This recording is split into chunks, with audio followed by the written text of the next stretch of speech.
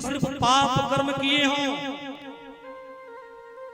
पूरे जीवन में कभी भी कोई सत्कर्म नहीं किया, पूरे जीवन भर पापाचार, भ्रष्टाचार, अत्याचार, दुराचार, व्यभिचार, लूटाचार किया हो, क्रोधी हो, कुटिल हो, कामी हो, और वो जीव जिंदा भी ना हो, वो जीव मर गया, मरने के बाद भी यदि संकल्पित करके उसके नाम से श्रीमद् भागवत महापुराण सप्ताह ज्ञान किया जाए, सप्ताह श्रवण विधि से, तो वह पापी भी परम पुनीत बन जाता है। बोलो भागवत महापुराण की जय हो। ये मानवः पाप कृतस्तु सर्वदा, ये मानवः पाप कृतस्तु सर्वदा, सदा दुराचार रता विमार्गगः, क्रोधाग्निदग्धाः कुटिलाश्च कामिनः, सप्ताह यज्ञेन कलौ पुनन्ति ते। सप्ताह श्रवण विधि से वह पापी भी परम पुनीत बन जाता है। नारद जी ने कहा महाराज कोई ऐसा प्रमाण है? बोले हाँ प्रमाण है। बोले क्या प्रमाण है?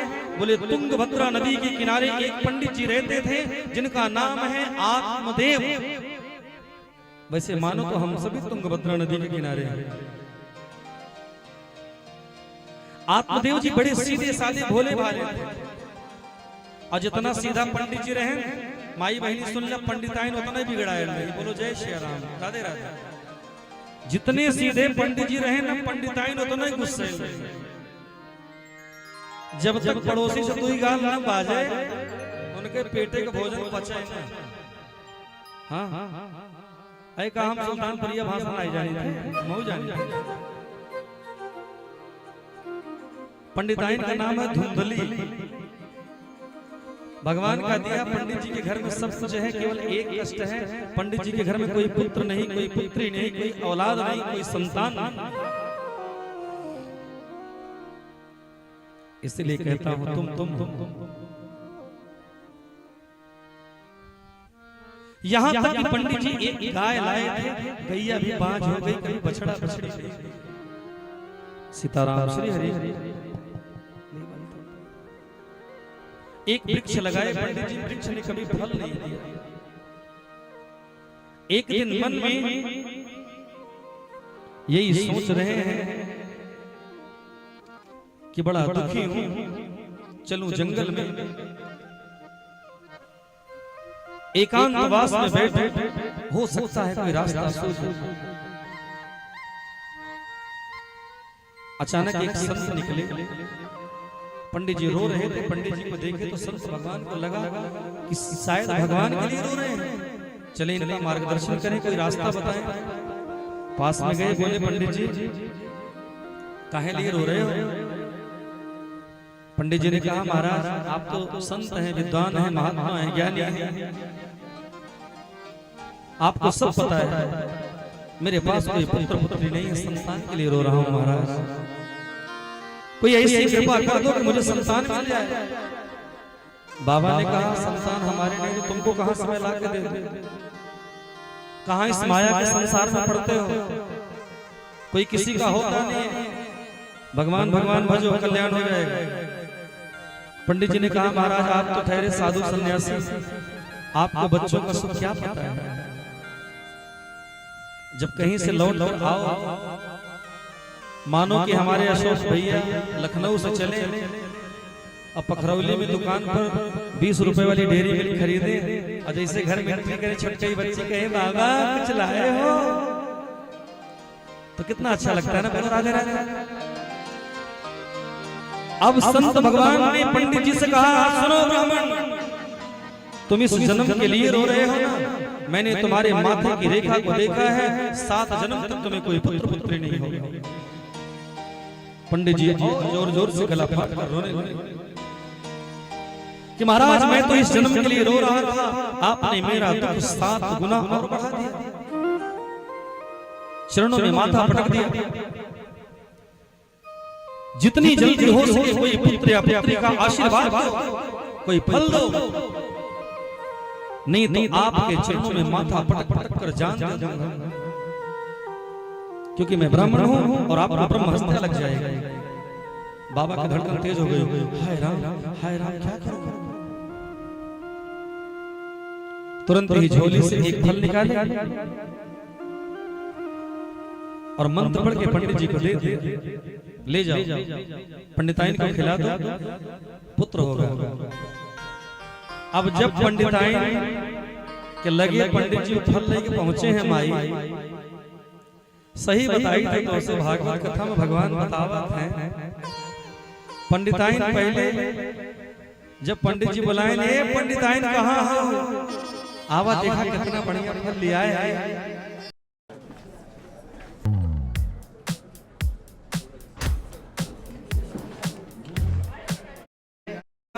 ये बहनी देखा न जाने कहां से जादू टोना करा के ले आए हैं। अब खाए ली कहीं हमारे नजर लग गया तो क्या हुआ? बोलो राजा, टोना लग गया कहीं मां पेट छूट जाए, हमारा आंखी की रोशनी चली जाए, मूड फाट जाए। इतना चौरच फैलाई पंडिताइन कुतर धुंधली की एक बहन थी, उसने कहा मुझे जो पुत्र पैदा होने वाला है मैं तुम्हें दे दूंगी और तुम इसके बदले में थोड़ा सा पैसा दे देना, तुम्हारे पास तो धन की कमी नहीं। बोली इस फल की परीक्षा कैसे लूंगी? बोली इस फल को गाय को खिला दो, जो तुम्हारे घर में गाय बाजन खड़ी है, पता चल जाए। वही फल को गैया को खिला दिया। एक समय आया उसकी बहन को एक पुत्र पैदा हुआ, उस पुत्र को लाकर धुंधली को दे दी। पूरे नगर में बधाई बधाई हो पंडित जी, बधाई हो, आपके घर में पुत्र हो गया। एक महीना नहीं बीता, जिस गाय को फल खिलाई उस गैया ने भी एक मानव पुत्र मनाई, जन्ममाई आदमी उनका कनवा केवल गाय जैसे बड़ा बड़ा बड़ा बातें रहते हैं। कौन है ये? कौन है? कौन है? प्रेम से बोलिए गोकर्ण जी महाराज की जय। दोनों का नामकरण संस्कार होने की बात आई तो जिनके कान गाय जैसे थे उनका नाम तो गोकर्ण जी रख दिया गया। और जैसे धुंधली के पुत्र के नामकरण की बारी आई, तुरंत ही धुंधली खड़ी हो गई, बोली कष्ट मैंने सहे, अपने पुत्र का नाम मैं रखूंगी। मेरा नाम है धुंधली तो मेरे पुत्र का नाम होगा धुंधकारी। बोलना राधे राधे। दोनों बड़े हो गए, एक विख्यात हो रहा है, एक विख्यात हो रहा है। देखो या तो कोई ऐसा काम करो जिससे विश्व प्रसिद्ध हो जाओ, बढ़िया काम करो, नहीं तो कोई बुरा काम धुंधकारी जैसे कर दो तब भी प्रसिद्ध हो जाओ। लेकिन भलाई बढ़िया काम करने में धुंधकारी धीरे धीरे बड़ा होने लगा, घर में चोरी करने लगा, घर के बर्तन को ले जाकर बाजार में बेचने लगा। गोकर्ण जी विद्वान हो गए। एक दिन के बाद धुंधकारी मदिरा पान भी करने लगा, जुआ भी खेलने लगा, जितना कुछ घर में था ले जाकर सब बेच दिया बाजार में। आत्मदेव जी सर पर हाथ रखकर लेटे हैं, रो रहे हैं। ऐसे प्रभु की माया कि एक दिन पुत्र के लिए रो रहे थे, आज पुत्र होने से रो रहे हैं। आप जहां आशा लगाते हो ना प्यारे, वहीं पर निराशा भी छुपी हुई है। जरूरी नहीं है कि एक पुत्र है तो लायक नहीं होगा, इस बात की कोई गारंटी है? बोलो राधे राधे। अपने ही पिता आत्मदेव जी को आज गोकर्ण जी महाराज समझाते हैं, पिताजी ए जी छित जल पावक गगन समीरा, छित जल पावक गगन समीरा, छित जल पावक गगन समीरा, छित जल पावक गगन समीरा, छित जल पावक गगन समीरा गगन समीरा पंच रचित अधम शरीरा पंच रचित अधम शरीरा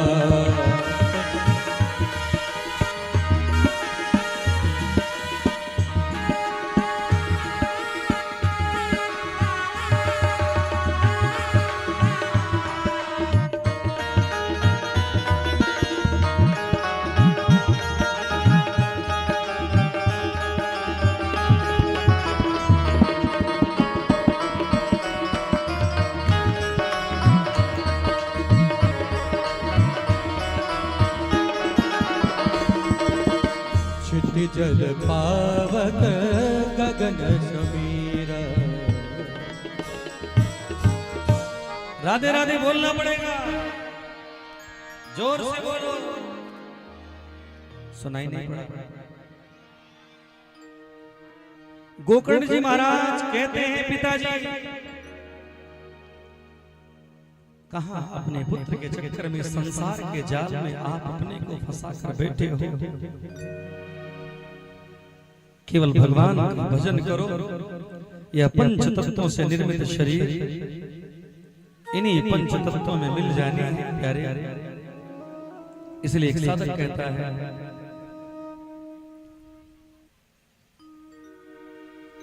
कि हर खुशी मिल जाएगी तुझे। कहां मिलेगी खुशी? हर खुशी मिल जाएगी तुझे चरणों में झुक जाने के बाद। एक बार और कहो कुछ नहीं बिगड़ेगा तेरा हर शरण आए। कुछ नहीं बिगड़ेगा तेरा हर शरण हर खुशी मिल जाएगी तुझे। हर खुशी मिल जाएगी तुझे। हर खुशी मिल जाएगी चरणों में झुक जाने के बाद। कुछ नहीं बिगड़े मजा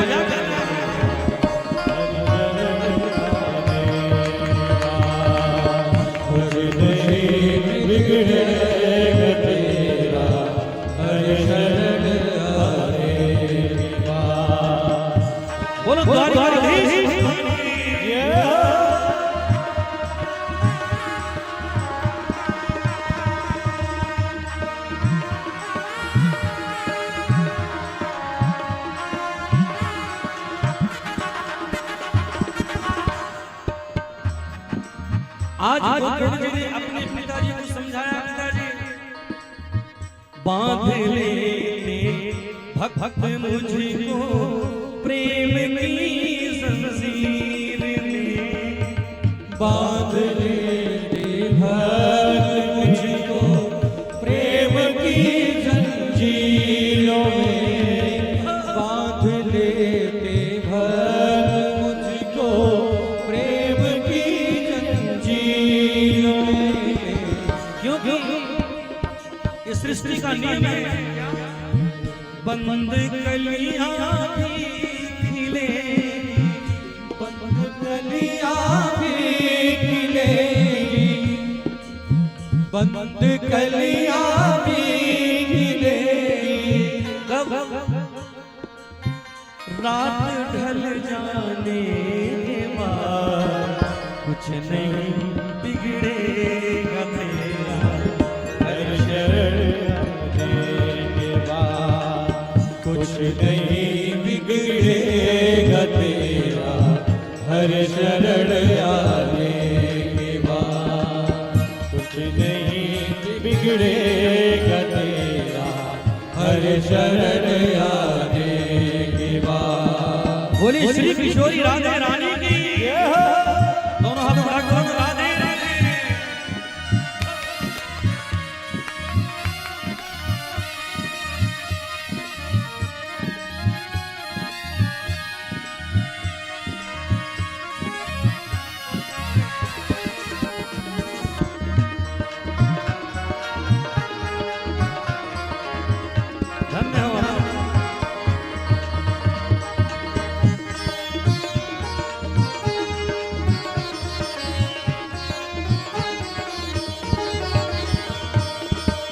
सोकर जगता है मुसाफिर ट्रेन के जाने के बाद। सोकर जगता है मुसाफिर ट्रेन के जाने के बाद। सोकर जगता है मुसाफिर प्रेम के जाने के बाद। जिंदगी में चलना सीखा, जिंदगी में चलना सीखा। जिंदगी में चलना सीखा। जिंदगी में चलना सीखा। उम्र ढल जाने के बाद कुछ नहीं बिगड़ेगा तेरा हरि शरण आने। कुछ नहीं बिगड़ेगा तेरा हर शरण आने के बाद। कुछ नहीं बिगड़ेगा तेरा हर शरण आने के बाद। खेल खेल बिगड़ेगा हर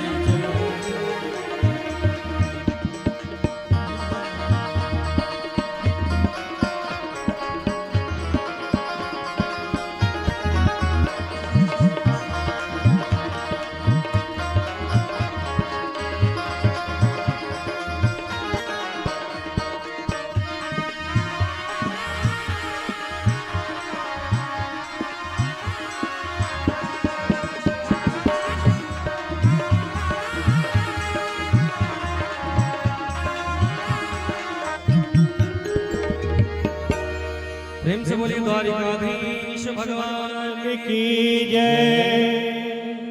राधे राधे बोलना पड़ेगा भैया, एक बार जोर से बोलो ना।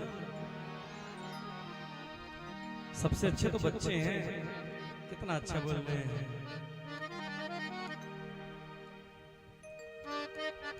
पिताजी जंगल में चले गए आत्मदेव जी।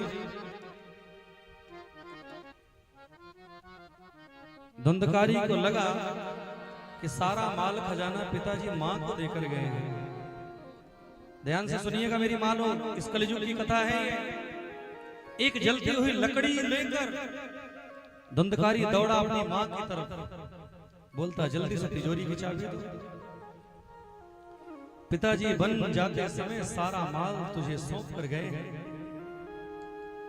सारा धन तुम्हारे पास है। मां बेचारी रोने लगी, पुत्र तूने इस संसार में कोई ऐसा कर्म नहीं जो नहीं कर दिया, अब घर में क्या बचा है जो तुझे मैं दूं? डरा रहा है, सीधी तरह से दोगी कि इसी जलती हुई लकड़ी से पीट पीट कर तुम्हारी जान निकाल दूंगा। रात को डर के मारे घर छोड़कर भगी, कुएं में गिरकर मर गई। पिताजी जंगल को गए, मां कुएं में गिरकर मर गई। गोकर्ण जी को लगा कि अब मेरी बारी है, वो भी तीर्थ यात्रा के बहाना घर छोड़कर चले गए। धुंधकारी का एक छत्र राज हो गया। जैसे देखा कि अब घर में कोई नहीं है, बाजार से 5 बाजारों वेश्याओं को बुला लिया, गणिकाओं को। जुआ खेलता था, मदिरा पान करता था, चोरी करता था, एक यही काम बचा था जो शुरू कर दिया।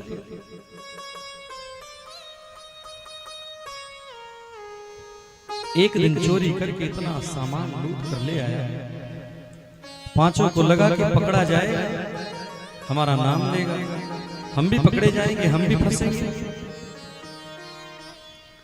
पांचों ने धुंधकारी को इतनी मदिरा पिलाया, धुंधकारी जब बेहोश हो गया, रस्सी से धुंधकारी को बांधकर मुंह में जलती हुई लकड़ी को ठूस ठूस कर धुंधकारी को मार दिया। जमीन में गड्ढा खोदकर धुंधकारी को गाड़ दिया। गोकर्ण जी महाराज को जब पता चला, उन्होंने गया जी में जाकर धुंधकारी के लिए श्राद्ध तर्पण किया, पिंडदान किया। तीर्थ यात्रा करके घर वापस लौटे। पूरा घर गंदा पड़ा है, थोड़ा सा स्थान साफ करके विश्राम कर रहे हैं एक स्वप्न दिखाई पड़ता है। उस स्वप्न में कभी भेड़ का बच्चा, कभी बकरी का बच्चा बोल नहीं पाता, स्वरूप बदल रहा है। गोकर्ण जी महाराज ने अपने हाथ में जल लिया, मंत्र पढ़कर जैसे उसके ऊपर छिड़का, वो प्रेतात्मा बोल पड़ा। भगवान वेदव्यास श्रीमद् भागवत महापुराण के महात्म्य में लिखते हैं, अहं भ्राता त्वदीयोऽस्मि धुंधकारीति नामतः स्वकीयेनैव दोषेण ब्रह्महत्तं नाशितं मया। भैया मैं आपका छोटा भाई धुंधकारी हूं। गोकर्ण जी ने कहा, मैंने तो आपकी मृत्यु का समाचार सुनते ही आपके लिए श्राद्ध तर्पण किया था, फिर आपकी मुक्ति क्यों नहीं हुई? धुंधकारी ने कहा, भैया मैं छोटी मोटी कैटेगरी का प्रेत नहीं हूं, मैं ए श्रेणी का, प्रथम श्रेणी का प्रेत हूं। एक पिंडदान नहीं, 100 पिंडदान भी करोगे तो मेरा कल्याण नहीं हो सकता। गोकर्ण जी ने कह दिया, अभी रात को तुम जाओ, सुबह तुम्हारे मुक्ति का उपाय ढूंढूंगा। प्रातःकालीन भगवान सूर्य नारायण से तुभ्यं नमो जगत साक्ष ब्रूहि मे मुक्ति हेतुकम्। हे भगवान, हे जगत के कल्याण करने वाले सूर्य भगवान, हमारे भाई धुंधकारी की मुक्ति का उपाय बताओ। आकाशवाणी हुई, श्रीमद्भागवतां मुक्तिः सप्ताहं कुरु वाचनम्। प्रिय गोकर्ण, जाओ सप्ताह श्रवण विधि से अपने भाई धुंधकारी के लिए भागवत की कथा का रसपान कराओ, धुंधकारी मुक्त हो जाए। आषाढ़ मास में दिव्य कथा का आयोजन गोकर्ण जी महाराज ने किया। व्यासपीठ के बगल में यज्ञशाला के पास सप्त ग्रंथि का 7 गांठ का एक बांस जो अपने यहाँ में लगा हुआ है खड़ा था। जैसे कथा प्रारंभ हुई, उसी बांस में धुंधकारी आकर बैठ गया। एक एक दिन की कथा जैसे विश्राम होती, बांस की एक एक ग्रंथि, एक एक गांठ चिटकती जाती। 7वें दिन की कथा जैसे विश्राम हुई, उस गांठ की, बांस की गांठ से एक दिव्य पुरुष प्रकट हो गया और भागवत की महिमा गाने लगा कि धन्य है ये भागवत की कथा, जिसने धुंधकारी जैसे, हम जैसे पापी को परम पुनीत बना दिया। बोलो भागवत महापुराण की। अनेकों लोगों ने कथा को श्रवण किया था। मोक्ष तो सिर्फ धुंधकारी का हुआ, अन्य श्रोताओं का मुखमंडल चेहरा लटक गया, मन मुरझा गया। गोकर्ण जी ने भगवान के पार्षदों से प्रश्न किया, कथा तो सबने सुनी है, तो उत्तर मिला कि जिसने कथा को मन से सुना उसका कल्याण हुआ, जिसका मन व्हाट्सएप में है, बिजनेस में है, मोबाइल में है, उसका कल्याण कभी नहीं होता। इसलिए बार बार निवेदन करता हूँ कि कथा में जितनी देर रहना है मन से बैठो। बोलो राधे राधे। यदि कल्याण चाहते हो तो बोले भैया सप्ताह श्रवण विधि भी कुछ बता दी जाए। तो बोले सबसे पहले एक ज्योतिषी से, विद्वान से, पुरोहित से इस कथा का सुंदर मुहूर्त निकालो। मुहूर्त निकलवाने के बाद दूर दूर तक प्रचार प्रसार करो, सुंदर पत्रिका छपाओ कि भगवान की असीम कृपा से मुझे प्रभु की कथा का रसास्वादन करने का शुभ अवसर प्राप्त है। इसलिए हे मेरे स्नेही, आप भी कथा में अपने परिजनों के साथ पधारो। देश विदेश तक निमंत्रण बांटो। किसी से आपका बैर हो तो उस बैर को भी भूलकर उसे भी आने के लिए निमंत्रण दो।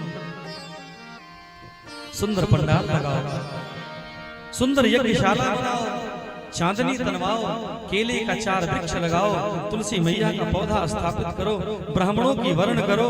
जो ब्राह्मण वासुदेव गायत्री का जाप कर रहे हैं, मूल पाठ कर रहे हैं, बोलो ना राधे राधे। अब 2-3 बातें हैं, इसको मेरी माताएं बहनें ध्यान से सुने। बोले कथा कैसे सुनेंगे अशोक भैया, आप भी एकदम एकाग्रचित हो जाओ। बोले कथा कैसे सुनेंगे, जहां कथा सुनावे जाई थे अम्मा बहने सब माई बहने पूछे आवत ही 9 बजे, महाराज चाहिए पी ले कि ना? बोलो राधे राधे। चाय पी सकी थे महाराज पूजा से पहले, कुछ खा सकी थे महाराज। जिसने भी कहा कि नहीं खा सकते हो, उसे श्रीमद् भागवत महापुराण के महात्म के 6वें अध्याय के 43वें श्लोक को सुनाते हैं। भगवान वेद व्यास जी ने लिखा है, क्या लिखा है? यदि हमारी शरीर की ऐसी सामर्थ्य है कि हम उपवास करके पूजा कर लें, व्रत कर लें, अनुष्ठान कर लें, तो इसमें कोई बुराई नहीं है। परंतु शरीर तड़प रही है भोजन के लिए, नाश्ते के लिए, बाल भोग के लिए, फलाहार के लिए, मुझे कोई रोग है, व्याधि है, बीपी है, शुगर है, कोलेस्ट्रॉल है, थायराइड है, डॉक्टर ने कहा है 8 बजे दवा लेना है, आप 12 बजे तक उपवास करोगे, अटैक पड़ जाएगा, कथा कैसे सुन पाओगे? बोलो राधे राधे। इसलिए भगवान लिखते हैं, इस श्लोक को याद कर लो सभी लोग, समाज के झूठे पाखंड को मिटाओ। भोजनम तु वरम मन्ये कथा श्रवण कारकम, नोपवासो वरः प्रोक्तः कथा विघ्न करो यदि। यदि उपवास करके कथा सुनने में कोई विघ्न बाधा आती है तो उपवास करके कथा सुनने की, पूजा करने की कोई आवश्यकता नहीं। 1 बार भोजन करो, 2 बार करो, 5 बार करो, 3 बार खाओ, लेकिन कथा सुनो। बोलो राधे। बोले भगवान कहाँ मिलेंगे? बोले बुढ़ापे में। क्या बुढ़ापे में मिलते हैं? नहीं। बोले बचपना में मिलते हैं? हाँ मिल जाते, ध्रुव जी को मिल गए थे। बोले और किसको मिलते हैं? बोले जो बड़ी उम्र के हो जाते हैं, बोले जो लाल पीला पहनते हैं, जो चंदन लगाते हैं, जो बड़े घर में आते हैं। बोले भगवान की पूजा कब करेंगे? बोले कल करेंगे। कल कभी आता है? बुढ़ापे में आप करोगे, बुढ़ापा आएगा, इस बात की कोई गारंटी है? एक साधक का भाव है कि कीर्तन करो जवानी में, बुढ़ापा किसने देखा है? कीर्तन करो जवानी में, बुढ़ापा किसने देखा है? हो कीर्तन करो जवानी में, बुढ़ापा किसने देखा है?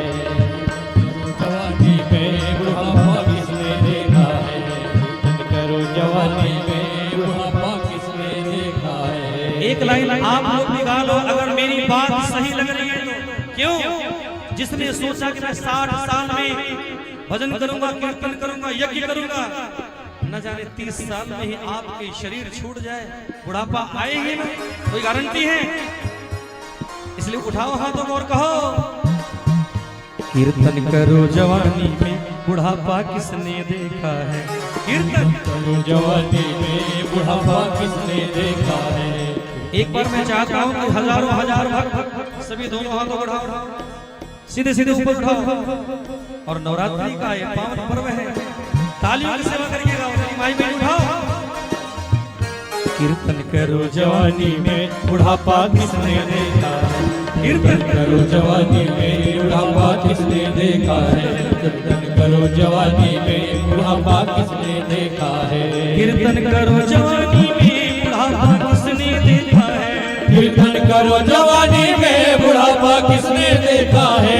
कीर्तन करो जवानी में, बुढ़ापा किसने देखा है? एक बार जरा हाथ उठाओ, सभी उठाओ और मेरे साथ गाओ, भजन कर मस्त जवानी में, बुढ़ापा किसने देखा? भजन कर मस्त जवानी में, बुढ़ापा किसने देखा है? भजन कर मस्त जवानी में, बुढ़ापा किसने देखा है? भजन कर मस्त जवानी में, बुढ़ापा किसने देखा है? सभी के जीवन बन जाएंगे, सभी के जीवन का पाप समाप्त हो जाएगा।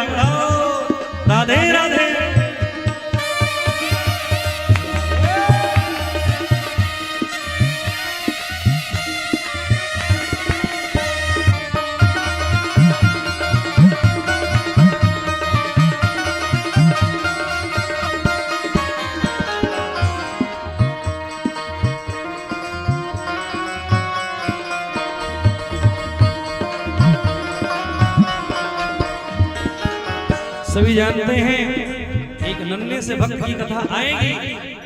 ध्रुव जी महाराज की 5 वर्ष की अवस्था में भगवान मिल गए।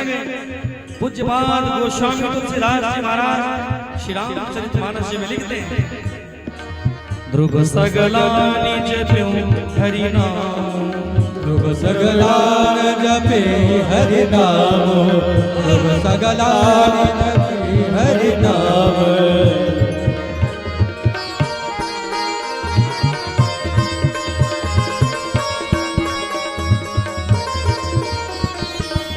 और पावा अचल अनुपम ठाम, पावा अचल अनुपम ठाम, पावा अचल अनुपम ठाम। इसलिए भजन कर मस्त जवानी में बुढ़ापा किसने देखा है, भजन कर मस्त जवानी में बुढ़ापा किसने देखा है, भजन कर मस्त जवानी में बुढ़ापा किसने देखा है, कर जवानी में बुढ़ापा किसने देखा है, मस्त जवानी में बुढ़ापा किसने देखा है। क्योंकि सभी बार बार बोलते हैं श्री राम राधे राधे राधे राधे जपो चले आएंगे बिहारी, राधे राधे जपो चले आएंगे बिहारी, राधे राधे जपो चले आएंगे बिहारी, राधे राधे जपो चले आएंगे बिहारी, आएंगे बिहारी देखो मदन मुरारी, आएंगे बिहारी देखो मदन मुरारी, आएंगे बिहारी देखो मदन मुरारी, आएंगे बिहारी देखो मदन मुरारी। एक बराबर जपो।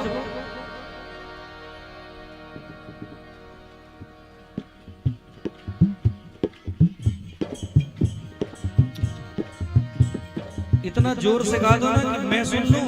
और सुनो भाई, YouTube पर लाइव है, Instagram पर लाइव है, Facebook पर लाइव है। जरा कैमरा घुमा दो, सभी हाथ उठा के गा लो, ताली बजाइए, एक लाइन गाओ।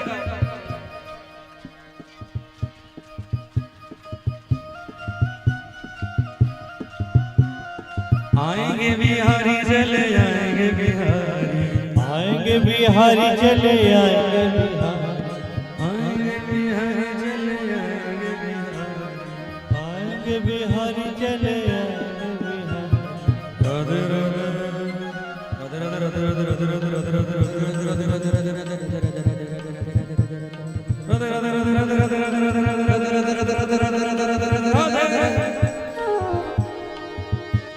अरे राधे राधे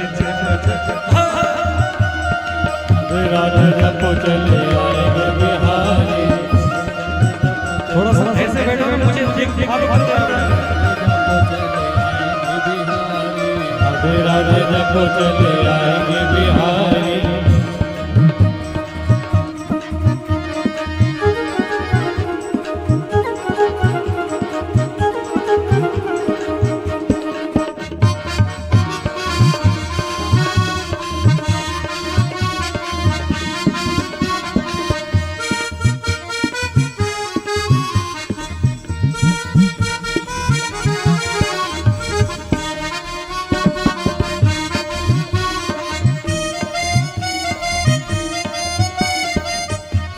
बोलिए द्वारिकाधीश भगवान की जय। एक बार बोलो ना राधे राधे। अरे आवाज तेज हो गई, क्या बात है, विटामिन मिल गई क्या? जोर से बोलो। तो बोले भाई कथा कैसे सुननी है? जैसे मेरी शरीर की स्थिति परिस्थिति, ठीक है? आज से अब पूछने की आवश्यकता नहीं है।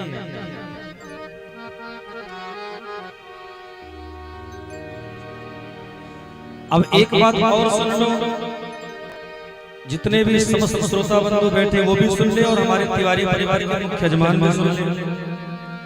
जिनका नाम लेने से जीवन का शोक मिट जाता है, ऐसे अशोक जी भी सुन ले। बोलो राधे राधे। बोले कथा सुनाएगा कौन?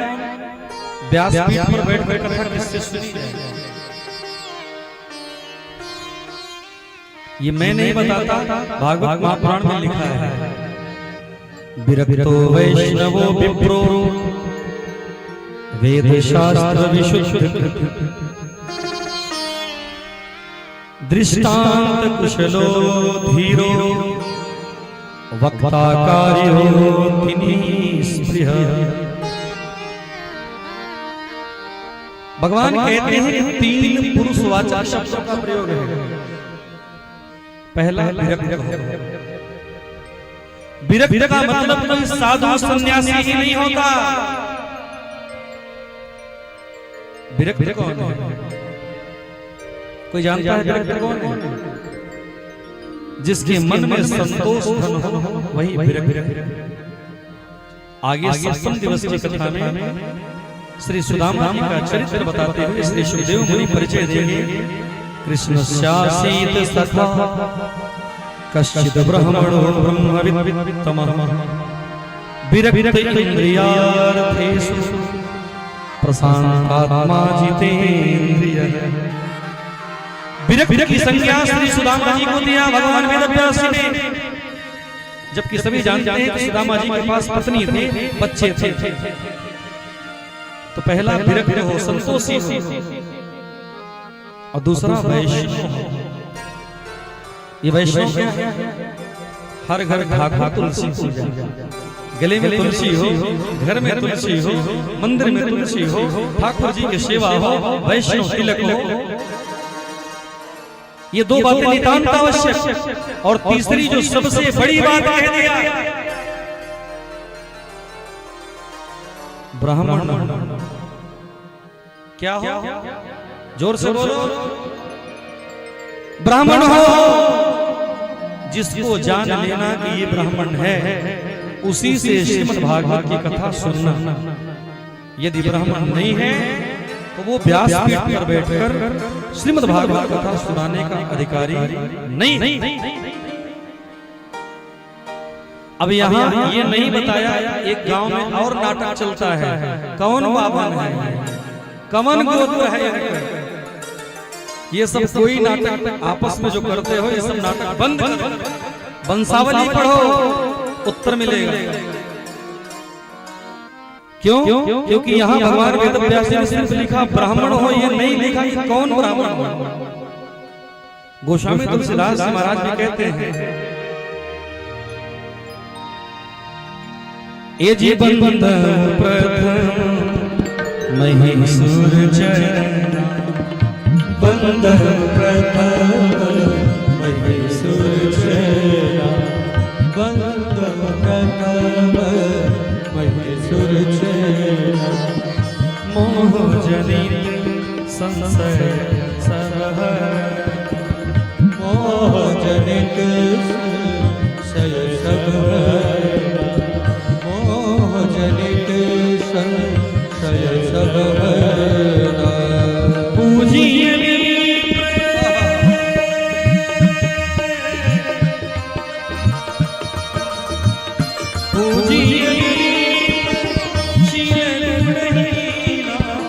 पूज्य विप्र शील गुणहीना, पूज्य विप्र शील गुणहीना, शूद्र गुण वेद परीना, गुण गण वीर प्रवीणा, शूद्र गुण गण वीर प्रवीणा।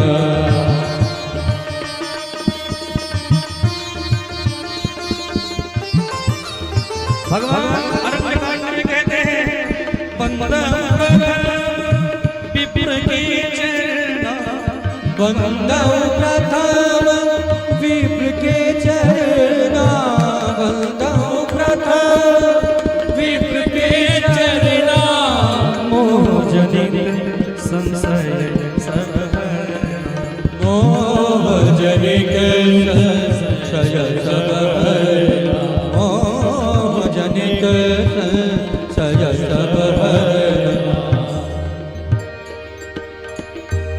बोलिए पृथ्वी के साक्षात देवता ब्राह्मणों के लिए तालियां बजाओ, उनको प्रणाम करो। बोलो जय श्री राधे। राधे राधे बोलना पड़ेगा। अब एक बात और बता दिया, जो अशोक भैया ध्यान से सुनेंगे। बोले जिस ब्राह्मण से कथा सुनो 7 दिन तक, लेकिन डरिएगा मत सुनने से। डरेगा नहीं ना? हाथ उठा के बताइए। वाह, तालियां बजाओ। डरेंगे नहीं, कोई बात नहीं, बता देते। बोले जिस ब्राह्मण से कथा सुनो भूतो गंडाद्यो गंध उत्तमाम। वो छुप गया था, वो छुप गया था। ऐसा हो ही नहीं सकता।